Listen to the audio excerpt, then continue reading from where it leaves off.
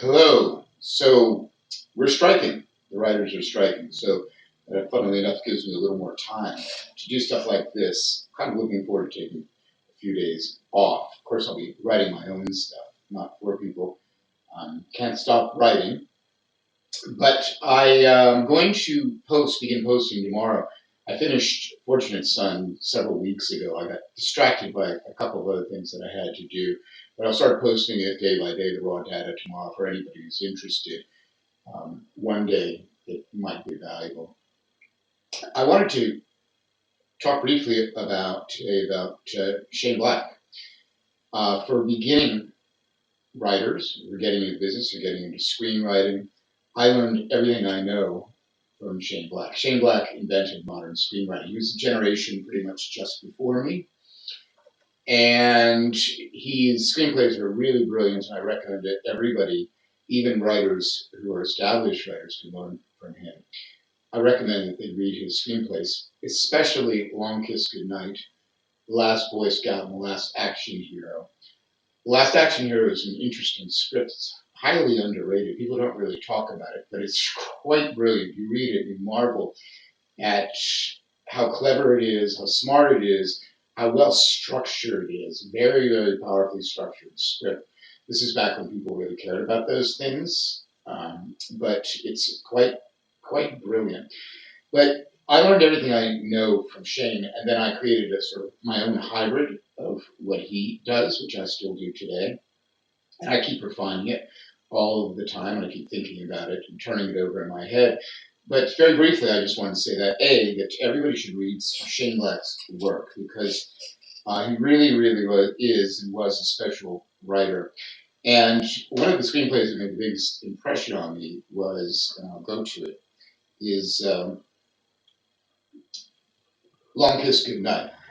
And it's interesting on a whole host of levels. It's interesting on its absolute level of creativity in every single scene. And that's one of the things I learned from it that was so important. Every scene has to be great. Every scene. There can't be any interstitial scenes that are good shoe leather, that are just there as ligature to hold things together. Every single scene, no matter how big, no matter how small, is real estate on a page, and you/we need to utilize it to the absolute ultimate degree, and nothing else is satisfactory. So it's interesting when we look at the first page. The first page of this script is always so interesting. It really grabbed me when I first read it when I first wrote it. And that's the thing about Shane. I'll just go through it really briefly, and then I'll talk about it. So this is a scene where we know it's Christmas, or it's winter in any case. It's snowing outside. Inside, it's a comfortable place with a little girl, and her mother is putting her to bed, and she's awakened in a nightmare about something that you don't know whether it's a dream or there's some truth to it. But the mother is very maternal and comforting, and it feels very warm. And then Shane does something which Shane always does, and Shane has very strong similarities. Well, I'll get to that in a minute. And then she puts the girl to bed, and then I'm going to go back to she puts the girl to bed, and then we see that she has a machine gun in her hands, and she's covered in blood as she sits there watching her daughter go to sleep. And I was really struck by this scene. Again, I was about to say that Shane has a lot of strong similarities to the way Tarantino writes, in that almost every scene, has a reversal in it.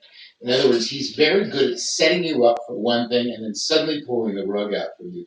And that's something I've really taken from him and I've used for years and years and years.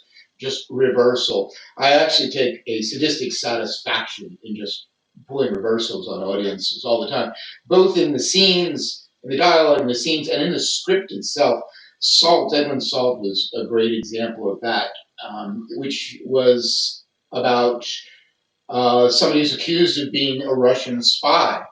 And, I use the audience's understanding of movies and movie structure and movie tropes against them, because I knew very well the more I accused Evelyn Salt of being a Russian spy, the more the reader and the audience would say, no, she's not.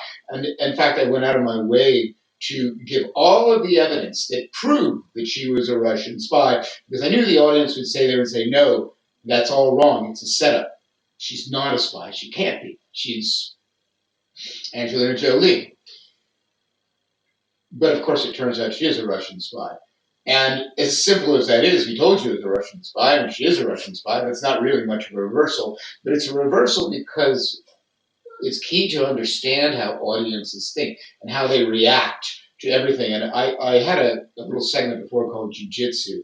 And I personally am always trying to play fight jujitsu against the reader, to set them up and trick them. And audiences are very sophisticated now. You have to constantly find more and more creative ways to lie to them. And in a large sense, screenwriting is lying.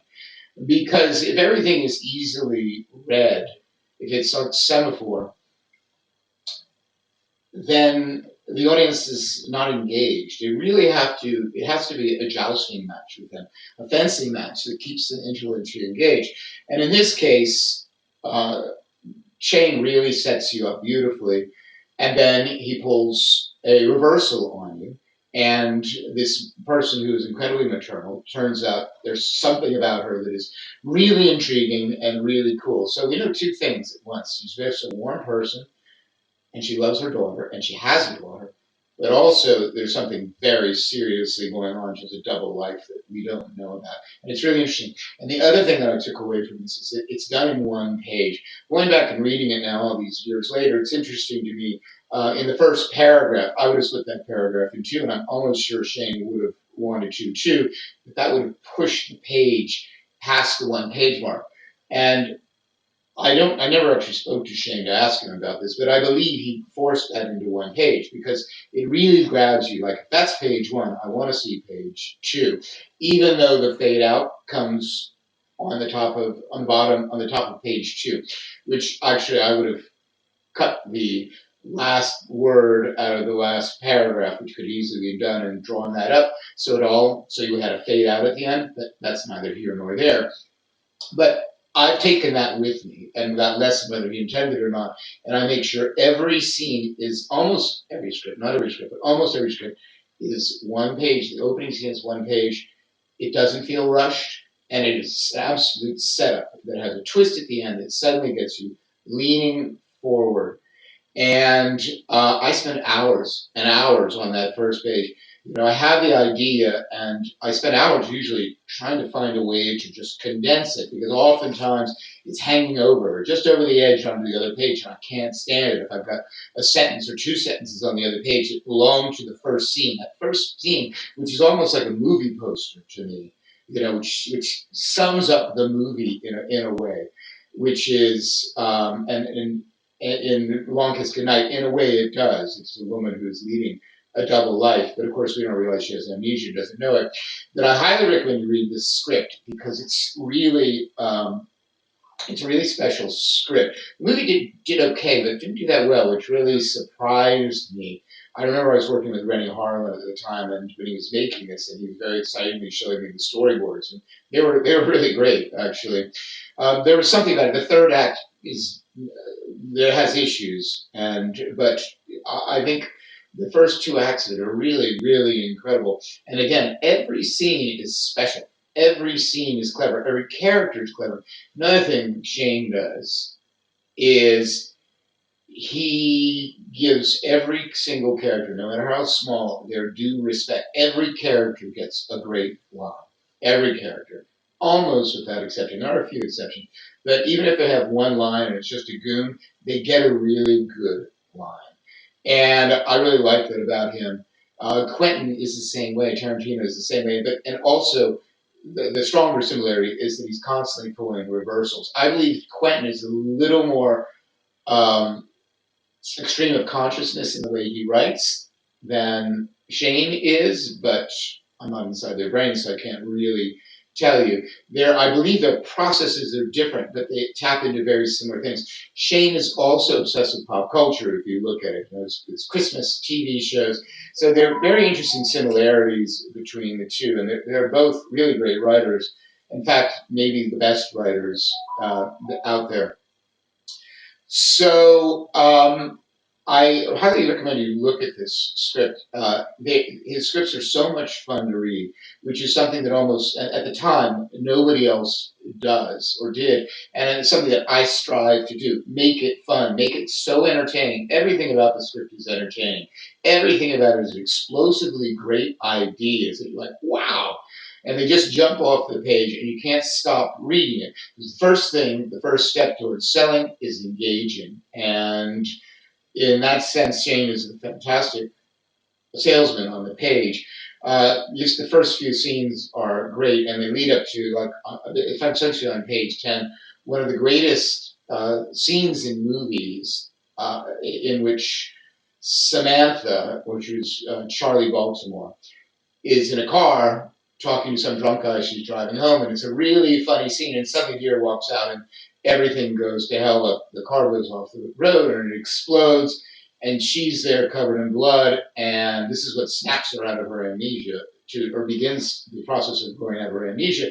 But she's looking back, and the deer she hit is still alive, and it's staggering through the snow on fire. And it's really a fantastic scene. And you realize, and I'm watching a movie. He does. He puts so much creative work into everything. I'm really a tremendous admirer. I respect his work tremendously, and it has shaped my screenwriting enormously. And I keep these lessons and I take them with me every time I write now. And so, if you look at it, just the first few scenes, you'll see that Shane does something that it seems very simple to me, but so many people don't know it. I think there's like four things. First of all, every scene's five things. Incredibly entertaining. Every scene is incredibly original. Every scene tells you more about the central character, or the character in it, who's one of the central characters. Every scene advances the character, and every scene advances the plot. And number five, every scene ends with a joke that is actually funny. Very difficult to do. Shane and Tarantino too. Shane is the master, though, of delivering medicine with a spoonful of honey. You don't realize you're being told the story because everything else around him is so entertaining and fun to read. You don't realize that he's very craftily building a cage to hem you in and direct you where he wants you to go, because everything is so original and you're not ahead of him for one single second. So that's my sieges on Shane Black, and I really recommend that people sit down and read his scripts, particularly the three that I mentioned: Long Kiss Goodnight, Last Action Hero, and The Last Boy Scout. Anyway, that's it for today. I'll be seeing more often now that writers are on strike.